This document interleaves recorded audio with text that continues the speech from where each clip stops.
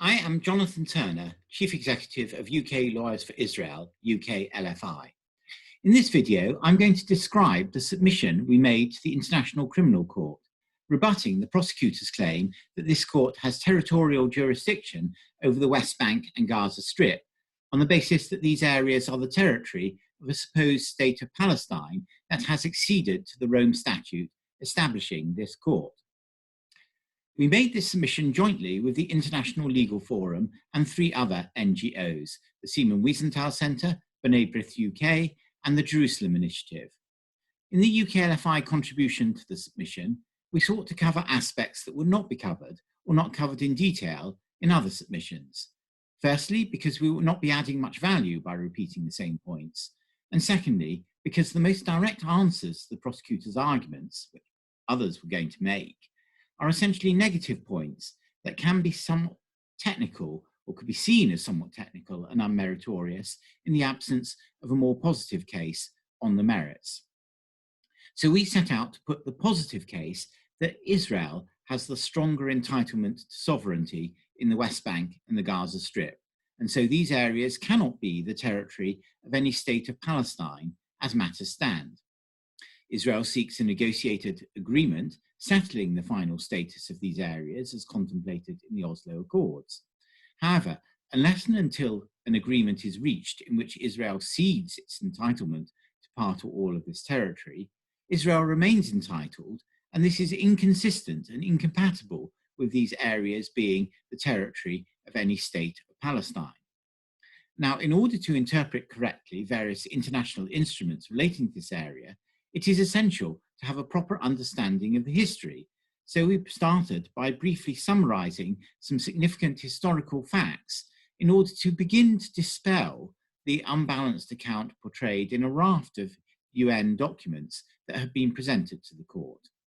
We reminded the court that Judea and Samaria were the heart of the historic homeland of the Jewish people from 1200 BC onwards. Although many Jews were killed or driven out or fled when the Romans and Byzantines suppressed Jewish attempts to regain their independence, and when the Christian Crusaders conquered the region, Jewish communities nevertheless remained in the area, and Jews in exile never abandoned their connection with the land of Israel. Jews in the diaspora supported Jewish communities in Israel throughout many centuries of exile. Prayers to return to Israel and rebuild Jerusalem have been a central part of Jewish liturgy since Roman times. There were many attempts to rebuild the Jewish presence in the land of Israel, mostly unsuccessful or not very successful, until they gathered momentum in the 19th century. By the middle of the 19th century, Jews were the largest religious group in Jerusalem and constituted about half of its population. By the end of the 19th century, Jews were a substantial majority of the population of Jerusalem and have remained so ever since. The Zionist movement established numerous new communities from the late 19th century onwards, while historic Jewish communities in Tiberias, Tzfat, Jaffa, Hebron, Gaza, and other places continued. So following that historical introduction, we then traced the devolution of sovereignty over the area from the Turkish Empire, which was undoubtedly the sovereign for 400 years until 1917. The Turkish Empire joined the Central Powers in the First World War. During the war, British Empire troops conquered its extensive Middle East territory. Under international law applicable at the time, the successful Allies then had power to determine the sovereignty of the territory they'd captured. At a conference in San Remo in 1920 and in subsequent decisions, the Allies allocated over 96% of the Middle East territory they'd liberated from the Turkish Empire to create new Arab states, now Iraq, Syria, Lebanon, and Jordan. They allocated the remaining 3.7% for the reconstitution of the Jewish national home in Western Palestine, the narrow strip of land between the Jordan River, Arava Valley line, and the Mediterranean Sea. Overall, these arrangements were fair to Arabs and Jews. They were supported by Arab leaders at the time, they were accepted by the international community, and they were enshrined in international treaties. This was done under the League of Nations mandates, and the mandate for Palestine clearly and rightly treated the Jewish people, including Jews still in exile, as the indigenous people of Palestine for whom Western Palestine was to be held on trust. The mandate for Palestine specifically provided that the provisions for reconstituting the Jewish national home could be disapplied in the 3/4 of the mandate territory east of the Jordan River, and this was done. But the fact that there was an express provision enabling disapplication of the Jewish national home provisions east of the Jordan clearly indicates that they could not be disapplied west of the Jordan.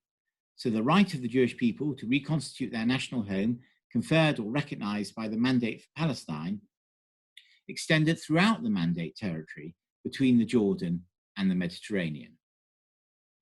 Although the League of Nations was dissolved in 1946 and Britain gave up the mandate in 1948, Article 80 of the UN Charter provides that the rights and obligations under League of Nations mandates continue unless and until agreements for UN trusteeships are concluded, and that never happened. And the International Court of Justice has affirmed in a series of cases relating to Southwest Africa that the rights and obligations conferred by mandates continue unless and until they are fulfilled by the implementation of the mandate's object. The Jewish community of Palestine declared the establishment of an independent Jewish state in the land of Israel in 1948. It was attacked by all of the surrounding Arab states, but managed to hold on to the majority of Western Palestine.